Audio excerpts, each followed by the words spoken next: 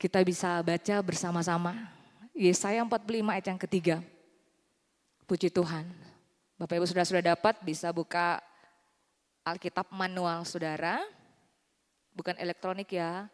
HP bisa di silent, bisa dikasih masuk dalam tas. Dan kasih keluar ini Alkitab manual yang kita bawa. Yesaya 45 ayat yang ketiga. Puji Tuhan, firman Tuhan berkata demikian. Aku akan memberikan kepadamu harta benda yang terpendam dan harta kekayaan yang tersembunyi. Supaya engkau tahu bahwa akulah Tuhan Allah Israel yang memanggil engkau dengan namamu. Nah Bapak Ibu Saudara, dalam terjemahan Amplified Bible dikatakan begini. Aku akan memberikan kepadamu harta benda kegelapan, harta karun yang timbun, dan kekayaan yang tersembunyi dari tempat-tempat rahasia. Wow. Sehingga engkau dapat mengetahui bahwa akulah Tuhan yang memberikan berkat itu. Allah Israel yang memanggil engkau dengan namamu. Puji Tuhan Bapak Ibu Saudara yang dikasihi oleh Tuhan. Kita punya judul khotbah beberapa menit ke depan yang saya sampaikan itu berkat dalam lembah kekelaman. Berkat dalam lembah kekelaman. Sama-sama kita katakan. Berkat dalam lembah kekelaman. Dengan penuh senyum kita katakan sama-sama. Berkat dalam lembah kekelaman. Jadi kalau kita sampaikan atau ngomong topik teks firman Tuhan ini Bapak Ibu Saudara. Jangan dengan muka yang musam atau jangan dengan muka yang muram. Tapi kita sampaikan dengan muka yang penuh dengan antusias, sukacita. Sama-sama sekali lagi. Berkat dalam lembah kekelaman. Senyum dulu kiri kanan Bapak Ibu Saudara. Puji Tuhan, haleluya. Nah Bapak Ibu Saudara yang dikasih oleh Tuhan, kalau kita bisa lihat ya kitab Yesaya latar belakang sejarah bagi pelayanan nubuat Yesaya, anak Amos yaitu Yerusalem. Sekali lagi dia punya nubuatan pada waktu itu Yerusalem. Dan waktu nubuatan itu terjadi ada 4 raja yang memerintah pada waktu itu. Yang pertama Uzia, Yotam, Ahaz dan juga Hizkia. Katakan Hizkia. Nah Bapak Ibu Saudara, menurut tradisi Yahudi, Yesaya ini mati syahid. Ya sekali lagi Yesaya ini mati syahid dipotong, digergaji, dipotong. Oleh Raja Manasye, putra Hizkia yang sangat kejam dan yang sangat jahat dan juga penggantinya. Jadi Yesaya berupaya untuk menyelamatkan dirinya, tapi itu dia. Yang luar biasanya walaupun mati syahid, ya secara ganas Bapak Ibu Saudara, tapi Injil tetap disampaikan. Injil tetap dikabarkan bagi semua orang. Yang percaya katakan amin. Nah Bapak Ibu Saudara, Yesaya rupanya berasal dari kalangan atas. Strata atas dari kasta atas yang ada di Yerusalem. Dia bukan kasta rendah, dia bukan orang yang bawah, tapi dia adalah kelas atas. Katakan dia kelas atas di Yerusalem. Dia orang berpendidikan Bapak Ibu Saudara. Dia orang smart, dia orang excellent. Dia orang yang sangat pintar. Dia memiliki bakat sebagai pengubah syair. Dan dia punya karunia itu nabi. Katakan karunia nabi. Dan dia mengenal keluarga raja. Jadi kalau orang yang mengenal keluarga raja berarti orang itu dia hidupnya terpandang. Katakan amin. Jadi orang kalau mengenal raja berarti orang itu hidupnya terpandang. Orangnya itu minimal dia di atas rata-rata. Nah mungkin seperti itu Bapak Ibu Saudara yang dikasih oleh Tuhan.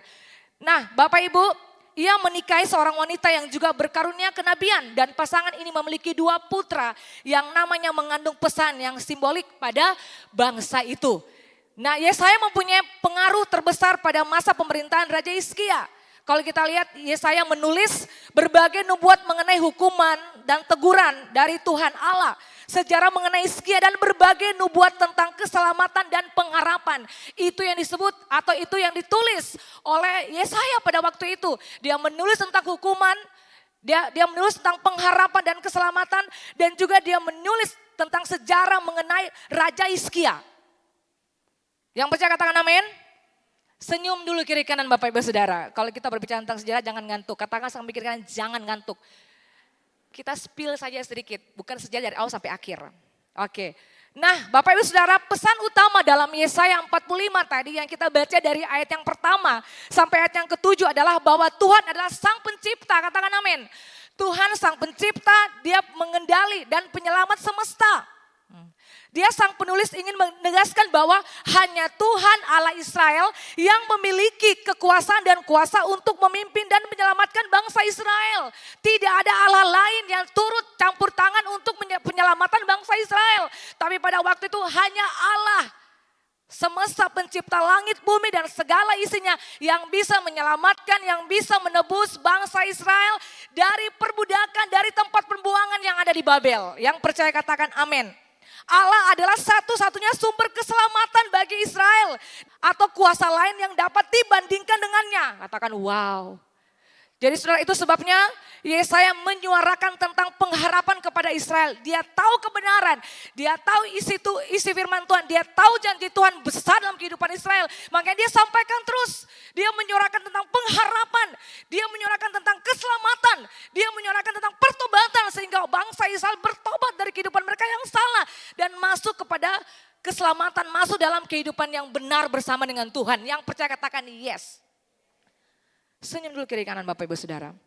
Jadi masih ada kuasa Tuhan yang tak terbatas bekerja bagi umat Israel ketika mereka kembali kepada Tuhan. Wow, masih ada kuasa yang tak terbatas. Umat Israel ketika mereka kembali kepada Tuhan, tetap ada hal-hal yang besar yang Tuhan kerjakan buat mereka. Firman Tuhan berkata di Ulangan 31 ayat yang ke-8. Sebab Tuhan dia sendiri akan berjalan di depanmu, amin. Dia sendiri akan menyertai engkau. Amin. GKR hidup aman. Engkau berjalan kemana. Engkau melakukan aktivitas apa saja. Engkau mengerjakan apa saja. Ingat, Tuhan menyertai engkau. Dia tidak akan meninggalkan engkau, membiarkan engkau. Dan tidak akan meninggalkan engkau. Jangan takut dan jangan patah hati. Terus kejar Tuhan. Amin. Sekali dia berjanji, tetap dia berjanji. Amin Bapak Ibu Saudara. Ya, jadi jangan stop untuk percaya Tuhan. Jangan stop ya. Kita datang kepada Tuhan walaupun saat ini mungkin kita semua lagi sementara kecewa, gundah gulana Bapak Ibu Saudara, tapi tetap percaya Tuhan. Kuasanya ya dan amin. Kalau dia bertindak hari ini, selama-lamanya dia pasti bertindak dalam kehidupan kita. Yang percaya katakan amin. Tepuk tangan dulu buat Tuhan Yesus. Hei, percaya saja Bapak Ibu Saudara. Di dalam Tuhan ada jalan keluar. Di dalam Tuhan ada pintu-pintu yang tertutup akan dibuka. Untuk siapa? Untuk saya dan Bapak Ibu Saudara. Yang percaya katakan amin. Senyum dulu kiri kanan. Nah itu dia, sekali lagi saya baca sekali lagi. Ulangan 31 ayat yang ke-8. Sebab Tuhan dia sendiri akan berjalan di depanmu. Dia sendiri akan menyertai engkau. Dia tidak akan membiarkan engkau dan tidak akan meninggalkan engkau. Janganlah takut. Katakan sampai kiri kanan, jangan takut. Katakan sampai kiri kanan, jangan takut dan jangan patah hati. Iya, itu akan sudah. Di dalam Tuhan pengharapan kita tidak pernah gagal. Terkadang dia hanya membuat kita menunggu untuk menerima berkat yang lebih besar. Jadi teruslah menanti, ku akan menanti walaupun penantiannya itu panjang. Amin Bapak Ibu Saudara, anak muda ketawa. Nah jangan kehilangan harapan hanya karena keadaan. Berharaplah selalu kepada Tuhan yang bisa mengembalikan keadaan. Yang percaya katakan amin. Ingat di balik terowongan yang gelap ada cahaya kemuliaan. Ada pelangi sehabis hujan. Jadi pelangi itu berbicara tentang janji Tuhan. Pelangi itu berbicara tentang penyertaan Tuhan. Jadi kalau dia sampaikan kepada Bapak Ibu Saudara, coba lihat pelangi itu, coba lihat pelangi itu. Berarti ada janji Tuhan. Jadi saya percaya firman Tuhan yang kembali dari mulut Allah tidak akan pernah kembali. Atau firman Tuhan yang datang kepada kita tidak akan pernah kembali dengan sia-sia. Yang percaya katakan amin. Tepuk pundak kiri kanan katakan amin. Ada berkat dalam lembah kekelaman. Amin Bapak Ibu Saudara. Ada berkat dalam lembah kekelaman. Itu sebabnya Nabi Yesaya menyuarakan pengharapan kepada bangsa Israel. Allah adalah satu-satunya sumber keselamatan. Dan tidak ada dewa, katakan dewa, tidak ada dewi. Tidak ada penyelamat yang lain. Hello Bapak Ibu Saudara. Penyelamat itu adalah Tuhan Allah. Penyelamat manusia terbatas. Penyelamat orang-orang yang mungkin kita andalkan dia. Dia punya, mungkin dia bicara bagus, dia ngomongnya bagus. Mungkin kita punya apa pengacara buat kita bayar dia berapa harganya dan lain sebagainya. Tapi saya percaya pengacara yang agung di atas segala-galanya itu Tuhan Yesus Kristus. Jadi dia akan membela kita. Yang percaya katakan amin? Iya. Tidak ada kehidupan yang akan berjalan mulus Bapak Ibu Saudara. Tidak ada kehidupan yang berjalan dengan mulus. Tidak ada kehidupan yang berjalan seperti jalan tol yang mau lurus-lurus saja. Kehidupan itu pasti ada, dia punya bengkok sedikit. Jadi tidak ada yang lurus-lurus, katakan sampai kiri kanan. Hidup itu tidak ada yang berjalan mulus. Atau kehidupan kita lurus-lurus saja. waktu saudara saya punya kesaksian waktu saya pertama kali dipercayakan oleh Tuhan, oleh anugerah Tuhan Bapak Ibu Saudara. Saya sekolah teologi, ada salah satu sekolah teologi yang ada di Ambon. Saya sekolah dari 2016 dan puji Tuhan lulus 2019, itu 3 tahun. Ada sekolah teologi di Ambon sini. Waktu saya masuk Bapak Ibu Saudara, jadi memang untuk mendapatkan berkat dalam lembah kekelaman itu prosesnya bukan 1, 2 hari, 3 hari, 4 hari Bapak Ibu Saudara. Tapi itu prosesnya bertahun-tahun. Waktu saya masuk sekolah di situ, apa yang terjadi? Tuhan membawa seseorang bukan langsung plek dia naik di atas, tapi semua ada prosesnya, ada waktunya. Jadi Anda belum ada waktunya, jadi tenang saja, ada waktunya di mana Tuhan mengangkat Anda lebih naik dan lebih naik lagi. Yang percaya katakan amin. Tepuk tangan bagi Tuhan Yesus. Jadi masing-masing kita diproses. Bapak Ibu Saudara, teman hamba Tuhan katakan buat saya begini. Pastor Lady maksudnya, selamat datang di dunia hamba Tuhan. Beliau katakan selamat datang di dunia hamba Tuhan. Amin. Jadi hamba Tuhan itu bukan selamat datang di dunia hamba Tuhan. Bukan selamat datang di dunia tipu-tipu. Selamat datang di dunia hamba Tuhan saudara. Waktu memakai pakaian hamba Tuhan. Pakaian dinas mungkin, pakaian kopri. Pakaian kopri ada? Yang pakai pakaian kopri. Pakaian seragam perbankan mungkin dan lain-lain. Pakaian seragam apa saja. Siap masuk dalam lembah kekelaman. Di tempat kerja, di kantor di mana Anda ada, waktu Anda menginjakkan kaki di kantor itu, siap masuk dalam lembah kekelaman. Yang kerja katakan amin. Siap Anda ya diproses oleh Tuhan di tempat itu. Ada orang-orang seiring dengan Anda, ada orang-orang yang tidak suka dengan Anda, siap saja. Katakan sampai kiri kanan siap. Iya. Jadi bukan kita gagah memakai pakaian kopri, seragam, perbankan dan lain sebagainya saudara. Padahal kita menikmati enak-enaknya saja, tidak bisa. Banyak hal yang kita siap untuk menghadapi di mana kita ditempatkan. Amin. Siap masuk dalam peleburan dan siap masuk dalam badai. Katakan badai. Siap masuk dalam badai. Anda tetap diproses, Anda tetap mengalami yang namanya masa-masa sukar. Tapi ingat, badai membuat orang lebih kuat dan badai tidak pernah bertahan selama-lamanya. Itu sudah tuh. Badai sebentar saja. Badai tidak akan pernah menenggelamkan Anda. Karena tujuan Tuhan indah bagi Anda. Tujuan ilahi itu luar biasa dalam kehidupan Anda. Tepuk tangan dulu buat Tuhan Yesus. Kehidupan itu tidak selalu mudah. Namun Tuhan menggunakan waktu kesukaran ini untuk memberikan kepada kita harta benda yang terpendam. Harta karun yang beraneka ragam. Wow, katakan wow. Harta karun yang beraneka ragam seperti kehidupan baru sebagai anaknya. Tujuan hidup yang baru, kelimpahan, kebahagiaan dan sukacita kekal yang tak terbayangkan bersamanya. Wow, katakan keren. Jadi bersama dengan Tuhan itu indah. Tuhan bilang kepada saya, dari jauh kita sudah melihat keindahan kebaikan Tuhan. Dari jauh kita sudah melihat berkat Tuhan yang melimpah atas kehidupan kita. Tuhan ngomong buat saya kemarin di doa puasa. Sudah dari jauh bukan dekat. Berarti dia sudah lihat kita, apa yang harus dia kasih, yaitu kebaikannya, kasihnya, apalagi kelimpahannya. Dari mana? Bukan dari dekat Bapak Ibu Saudara, tapi dari jauh dia sudah melihat, wow, dan dia kasih buat Anda, itu milik Anda, itu punya Anda. Yang percaya katakan amin. Jadi saudara yang dikasih oleh Tuhan, itu yang Tuhan mau katakan buat kita saat ini.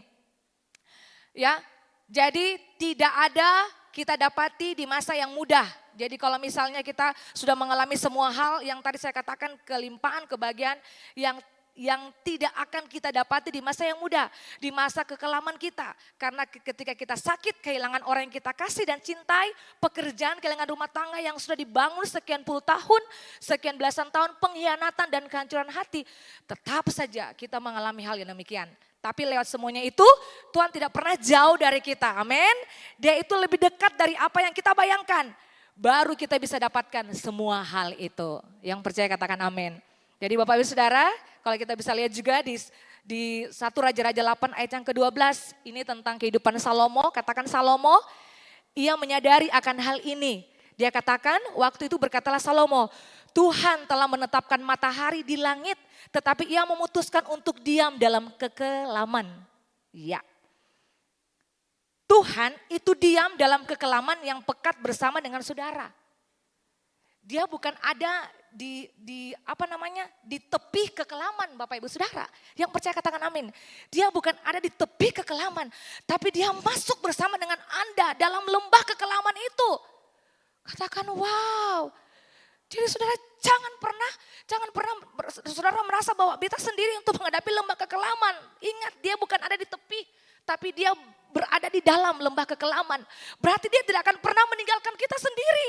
Dia bersama dengan kita untuk menghadapi ujian-ujian yang kita sementara alami pada waktu ini. Yang percaya katakan amin. Yang menghadapi ujian coba senyum dulu. Iya mama olah puji Tuhan. Itu yang Tuhan mau kerjakan buat kita. Nah saudara diam di dalam kekelaman dalam terjemahan New King James Version. Dipakai kata dwell in thick darkness. Diam di dalam kegelapan yang pekat, berarti kekelaman yang pekat, yang gelap, yang memang dalamnya minta ampun. Kita sering tahu saudara, kalau menghadapi prosesnya bagaimana pada saat ini. Seperti Paulus bilang tuh seperti duri ditaruh dalam daging begitu pekat, begitu sampai mau bataria, saya bisa bataria karena begitu sakit. Ya difitnah, dihianati, dihina dan lain sebagainya. Ya puji Tuhan. Nah saudara, jadi dwell in thick darkness, diam di dalam kegelapan yang pekat yang paling dalam. Kata dwell secara harfiah berarti tinggal di atau ditempatkan di tempat tertentu. Sinonimnya termasuk tinggal tetap, bermukim, menetap, bertempat tinggal, menginap dan tinggal. Tinggal tetap berarti selama-lamanya dia tetap dwell, dia tetap di situ. Dan tidak akan berpindah, walaupun Anda berpindah dari dia tetap ada di situ menunggu Anda sampai kapan Anda pulang. Katakan wow, tepuk tangan dulu buat Tuhan Yesus. Jadi Tuhan itu tinggal tetap bermukim, menetap bersama dengan kita dalam lembah kekelaman. Makanya saya bilang dia bukan di tepi, tapi dia ada bersama-sama dengan kita di dalam lembah kekelaman. Yang paling dalam. Diam karena Tuhan mau berkomunikasi dengan kita. Jadi bicaranya tol banyak Bapak Ibu Saudara. Kalau punya masalah diam. Diam di mana? Diam di hadiratmu. Diam di hadiratnya. Diam saja. Lalu biarkan Tuhan ngomong. Tuhan mau bicara apa saja buat kita. Biasa Mama Gembala bilang gitu buat kita. Amin saudara. Ya diam karena Tuhan mau berkomunikasi dengan kita. Tuhan mau bicara dengan kita. Apa yang harus dibenahi dan apa yang harus dibetulkan. Rendah hati untuk bisa dikoreksi. Rendah hati untuk bisa apa? Untuk bisa dinasehati dan lain sebagainya. Amin saudara, ingat di atas langit ada langit. Betul? Kita tinggi memang, tapi ada orang yang lebih tinggi dari kita. Puji Tuhan. Ya. Jadi saudara Tuhan mau ya kita menenggelamkan kehidupan kita di dalam Tuhan. Tuhan mau bicara dengan kita apa yang harus kita benahi dan apa yang harus kita betulkan. Dalam kehidupan panik, duduk diam dianggap tidak produktif. Sekali lagi, dalam keadaan panik orang kan mau, aduh cepat-cepat sudah Tuhan, dia bekerja. Tapi saudara, dalam keadaan panik, ya duduk, diam itu tidak produktif. Tetapi dalam kehidupan rohani secara Kristen, duduk bersama Tuhan, diam bersama dengan Tuhan dalam persekutuan komunal adalah harta yang tidak dapat ditandingi oleh apapun di muka bumi ini. Yang percaya katakan amin. Coba saudara rasakan, diam di hadirat Tuhan. 1 jam, 2 jam, aduh sangat menyenangkan. Lagi, mau lagi saja. Karena begitu indah dalam hadirat Tuhan. Daud berkata maaf, dengan tentram aku mau membaringkan diri lalu segera tidur. Sebab hanya Engkau lah ya Tuhan yang membiarkan aku diam dengan aman. Tuhan tidak berada di tepi kekelaman, saya percaya katakan tadi, tapi dia masuk di dalam lembah kekelaman itu bersama dengan kita. Jadi saudara, di Keluaran 20 ayat yang ke-21, adapun bangsa itu berdiri jauh-jauh, tetapi Musa pergi mendekati embun yang kelam di mana Allah ada. Sekali lagi, adapun bangsa itu berdiri jauh, tetapi Musa pergi mendekati embun yang kelam di mana Allah ada. Jadi lembah kelam dalam persoalan, dalam proses. Ingat Tuhan itu semakin hari bukan semakin jauh dari kita Bapak Ibu Saudara. Tapi Tuhan itu dekat dengan kita. Jadi proses terus datang, begitu datang terus. Sebenarnya satu saja. Tuhan mau supaya kita semakin hari semakin dekat dengan Dia. Datang bersekutu dengan Dia, datang cari Dia, berdoa bersama dengan Dia. Lalu berkomunikasi dengan Dia, lalu minta. Tuhan kasih kita kekuatan lewat firman-Mu. Itu saja sih sebenarnya. Katakan sampai kiri kanan paling simpel. Ya. Jadi Keluaran 20 ayat 21 seperti itu. Di mendekati embun yang kelam, di mana Allah ada. Di manakah Tuhan? Berdiam di tengah embun yang kelam. Artinya Tuhan Allah itu dalam keadaan terjepit, dalam keadaan tertindas saudara, dalam keadaan menegangkan, katakan menegangkan. Dalam keadaan panik dan bingung, Allah ada di sana sebagai pahlawan yang gagah perkasa, yang berperang ganti kita. Amin. Makanya tenang saja. Sebab Tuhan itu pribadi yang tidak pernah ketinggalan zaman. Amin. Cara kerjanya selalu relevan dan aktual dengan zaman di mana dia bekerja. Cara-caranya kreatif dan produktif untuk tolong umatnya, untuk tolong kita semua. Katakan sampai kiri kanan, cara-caranya kreatif untuk tolong kita. Puji Tuhan. Iya, saudara yang dikasih oleh Tuhan, firman Tuhan berkata Mazmur 23 ayat yang keempat, saya percaya semua kita pasti ingat, sekalipun aku berjalan dalam lembah kekelaman, aku tidak takut bahaya, sebab engkau besertaku. Amin. Gadamu dan tongkatmu itulah yang menghibur aku. Wow, berikan tepuk tangan yang paling meriah buat Tuhan Yesus. Jadi saudara, lembah di sini ya, lembah dikatakan di sini wilayah bentang alam yang dikelilingi oleh pegunungan atau perbukitan yang luasnya dari beberapa kilometer persegi sampai mencapai ribuan kilometer persegi. Lembah dapat dibentuk dari beberapa proses geologis, salah satunya adalah proses pengikisan tanah secara bertahap oleh air dan angin. Makanya terjadilah lembah. Jadi ketika ada air, jadi air itu dia proses dia mengalir, dia berbentuk kayak bukit-bukit, berbentuk satu lembah. Itu disebut dengan lembah. Jadi ada yang jurang, ada yang apalagi, ada yang datar, papi, ada yang waktu kita berjalan, aduh capek, berhenti karena dia turnai-turnai. Ya, dia turnai-turnai Bapak Ibu Saudara. Itu yang Tuhan mau sampaikan kepada kita, pengertian tentang lembah. Jadi lembah dalam pengertian secara natural saudara, secara teologi ya, secara natural, secara pengetahuan. Tapi lembah memiliki beberapa arti secara rohani. Yang pertama, lambang dosa. Lembah dapat melambangkan dosa yang memisahkan manusia dari Allah. Lambang berkat juga. Lembah umumnya subur dan dapat melambangkan berkat melimpah dari Allah. Wow. Jadi lembah juga lambang tempat penghakiman. Lembah dapat melambangkan tempat di mana dosa mengerikan dilakukan dan penghakiman Tuhan. Yang berikut lambang cara Allah melepaskan umatnya. Lembah dapat melambangkan cara Allah melepaskan umatnya dari penghakiman melalui Kristus. Lembah juga itu seperti di titik terendah kehidupan kita. Kita ada di titik terendah, kita ada di titik yang paling dalam. Tapi Tuhan ada di situ bersama dengan kita. Itu disebut dengan lembah dalam hal yang rohani. Jadi Bapak Ibu Saudara yang dikasihi Tuhan, Tuhan mau supaya waktu kita dalam lembah kekelaman jangan ngoceh, jangan mengeluh, jangan jangan bersungut, tetapi tetap bersyukur kepada Tuhan. Ingat di balik proses yang besar dia punya berkat juga besar. Seperti katakan hamba Tuhan, jangan protes dengan proses.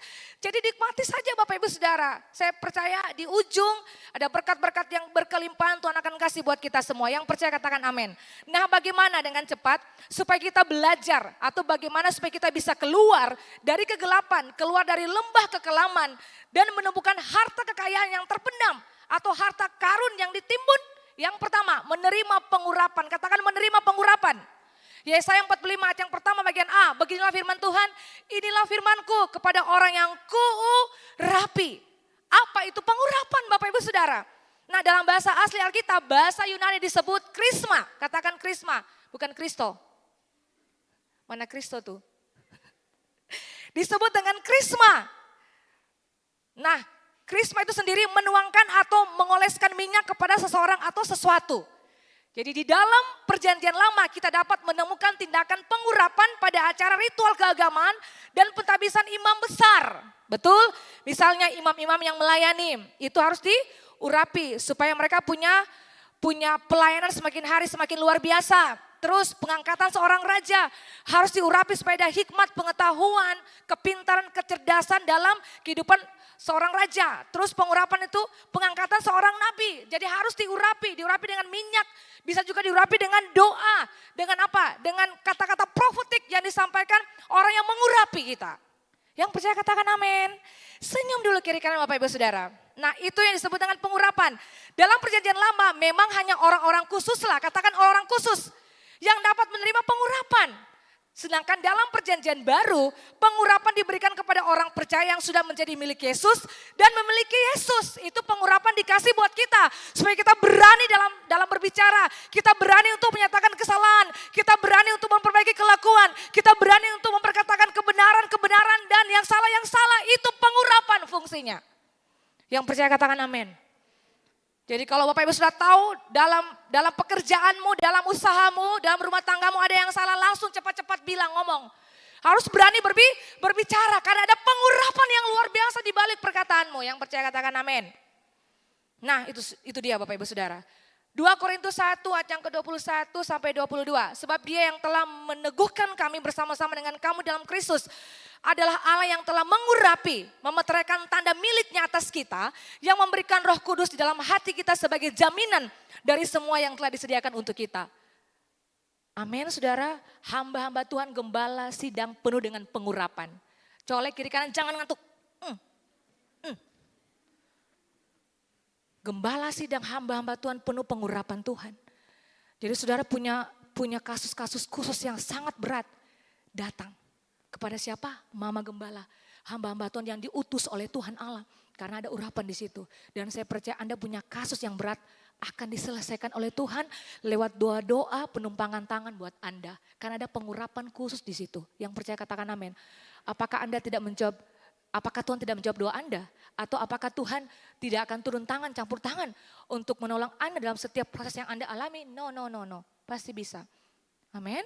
Makanya kita jujur untuk mengakui semua sehingga kita bisa dilepaskan. Karena ada pengurapan di balik penumpangan tangan kepada orang-orang yang diurapi oleh Tuhan. Senyum dulu kiri kanan saudara. Jadi saudara pengurapan itu buat Anda kuat, kokoh berdiri.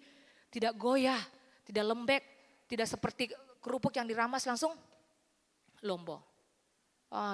Jangan seperti begitu saudara. Tapi lewat semuanya itu kita bisa kuat, tetap ada di gereja. Orang sing suka atau orang suka tetap dia ada di gereja.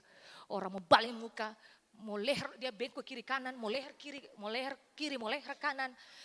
Atau ketika Anda bersalaman dengan dia langsung,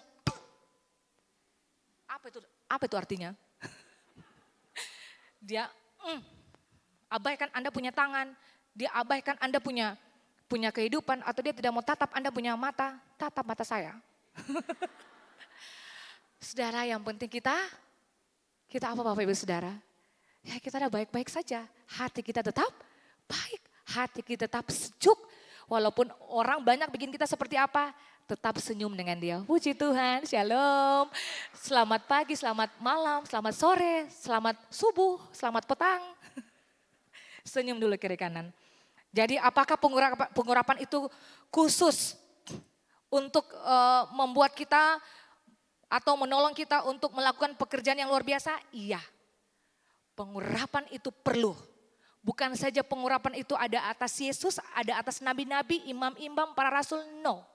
Pengurapan itu ada buat kita semua. Makanya saudara, kalau Anda ada sampai hari ini, saya percaya itu karena pengurapan Tuhan.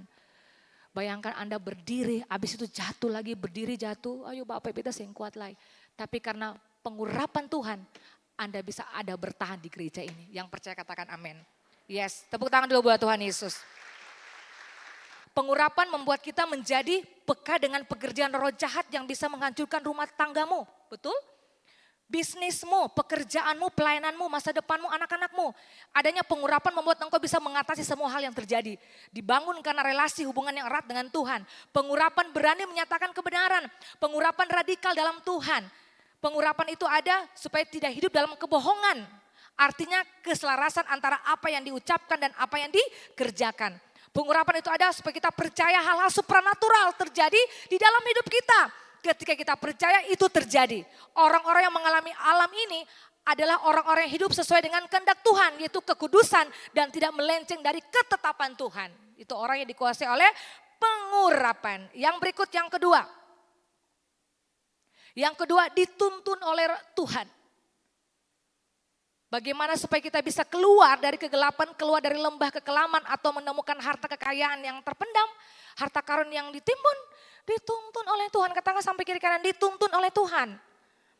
Yesaya 45 ayat yang 1 bagian B, kepada Koresh yang tangan kanannya aku pegang supaya aku menundukkan bangsa-bangsa di depannya dan melucuti raja-raja supaya aku membuka pintu-pintu di depannya dan supaya pintu-pintu gerbang tidak tinggal tertutup. Yang percaya katakan amin. Jadi firman Tuhan akan menuntun kita saudara sehingga kita tidak salah arah, katakan salah arah.